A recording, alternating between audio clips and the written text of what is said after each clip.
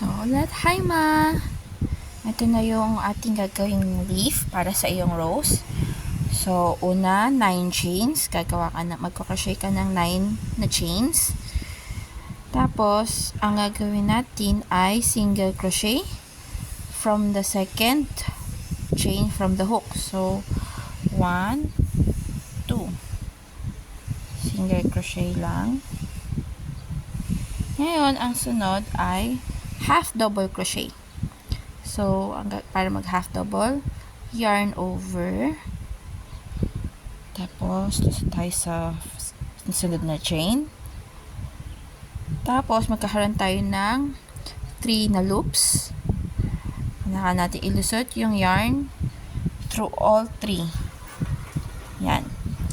Sunod ay magda-double crochet tayo.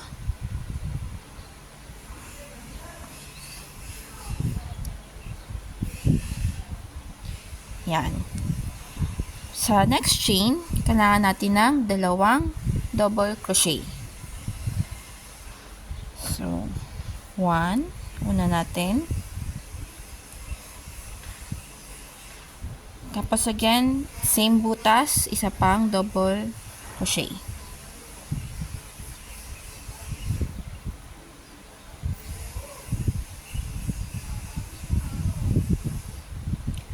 Yan. Sa next chain, isang double crochet naman.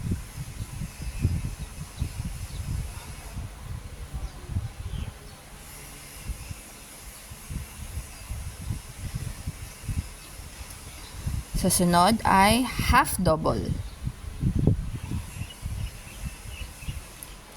So again, hilain natin through the 3 loops.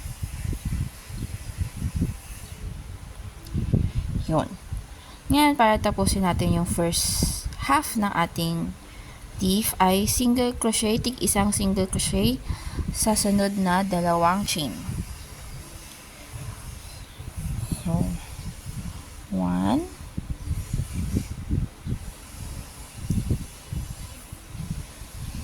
2. Yan na yung first half ng ating leaf. Ngayon, gagawin natin, mag-work tayo sa kabilang side ng ating project. Ngayon, hilain ko lang ito para makita natin. Mag-work tayo through the same holes kung saan natin ginawa yung mga crochet stitches natin. So, for example, yung ating last stitch, dito natin ginawa.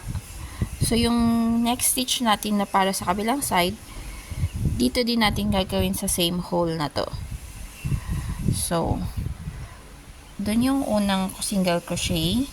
Tapos, yung sunod na crochet natin dito. Ba't tumilim? Yan, dito natin gagawin. Tapos, dito. Tapos, dito. And may kita mo sila pag, madali naman sila makikita pag in-spread out mo sila. Ayan o. Yan yung hole. Yan yung hole. Ayan. So, gawin na natin yung kabilang half.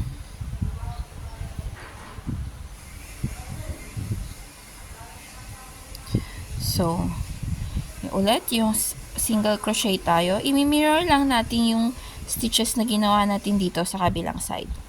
So, i-move natin tong tail sa gilid para hindi siya nakaharang muna for now. Sunod ay single crochet tayo.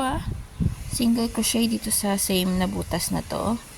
Pero ang gagawin natin, medyo itatry nating i-lean papunta dito sa taas. So, single crochet. Yan. Tapos, ang sunod natin ay half double crochet dito sa sa butas na ito. Ayan. Yan. Kita mo parang nasa ilalim siya ng X. Yan. Sa ilalim siya ng X. So, half double crochet yan. Now, ang ginagawa ko para hindi lang ng masyadong pagtatahi or pag-glue para nakatago tong tail, ginagawa ko, tinatago ko siya along this edge. Yan. Para pag ginagawa natin yung mga crochets natin, nakatago siya dun sa loob.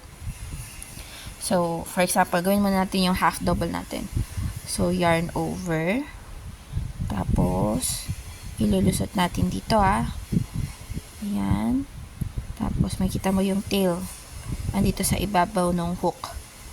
So, yarn over. Tapos, may tatlo tayong loops. Pull through all 3. So, ayan. Tapos, medyo nakatuck in na yung tail. Ngayon, double crochet ulit. Yun sa ilalim ng X na to. Kita mo yan. X, mga X. Kasi dalawang pag ganun. May butas yan. Ayan na. Doon mo ilulusot. So, double crochet. Isang double crochet.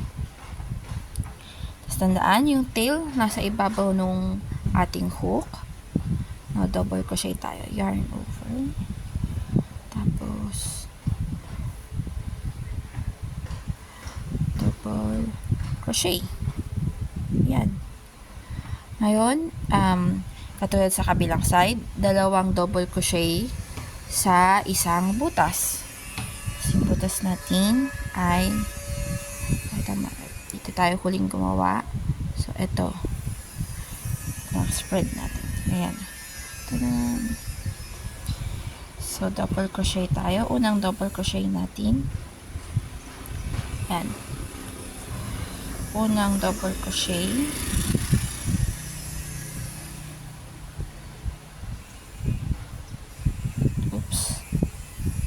Oops, nag-split yung aking yarn. Okay, ayan. Double crochet, hindi pa tapos. Ay, tapos na ba? Ay, hindi pala. Ayan, hila. Sorry. Yan. Tapos, yan yung unang double crochet. Isa pang double crochet. Same space, Same space. Tapos, siguraduhin yung tuck yung tail. Ayan. Double crochet. So, meron na tayo dalawang double crochet sa isang space. Tapos, double crochet ulit tayo. Sunod.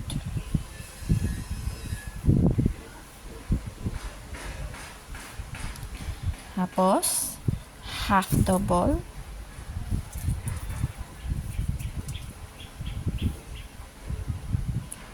Yan. Tapos, mapapansin mo, nakatago na yung tail sa loob ng stitches natin dito. So, wala na. Hindi na natin siya problema. Sunod naman ay single crochet. Yan, dito sa butas na to. Single crochet. Diyan. Ngayon, medyo may space pa tayo. So, gagawin natin ayan. Ay. Medyo tricky na siya makita kasi medyo masikip na. Ayan. Dito, ang ginagawa ko, nagsi-slip stitch ako. Slip stitch lang. Slip stitch. Ngayon, para makuha natin yung desired na point edge ng dulo, mapapansin mo na ito yung una nating single crochet na ginawa dun sa project. Again, ito yung single crochet na ginawa natin. Unang single crochet. Dito tayo magsi-slip stitch para ma-achieve natin yung una nating para ma-achieve natin yung pointed leaf. So, single crochet lang. Ayan. Tapos, para ma-finish mo yung project, yung una mong leaf, mag-slip stitch lang din tayo. Tapos, pwede mo na i-cut yung yarn. Doesn't have to be too long. Just enough. Para pwede mo siyang itahi sa loob ng dahon mo. Tapos, hilain mo na.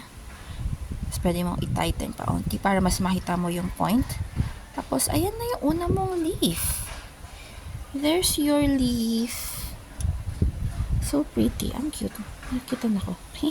Tapos itong yarn na to, ang ginagawa ko, I have a needle. Tapos, ilulusot mo lang siya sa likod sa mga stitches dito. Kung wala, kung kaya naman, actually medyo mahirap sa crochet. Pwede mo gamitin yung crochet hook mo, pipilitin mo para ilusot siya dito sa mga likod. Pero ako, mas madalingan na ini-needle mo lang, ilulusot mo siya through all of those. Tapos pag nakawa mo na yun, makakuha ka ng ganito. Tada! Yan na yung una mong leaf. Ang pretty. I love you, ma. Sana this helps. I hope I explained it well. I love you. This is your first leaf.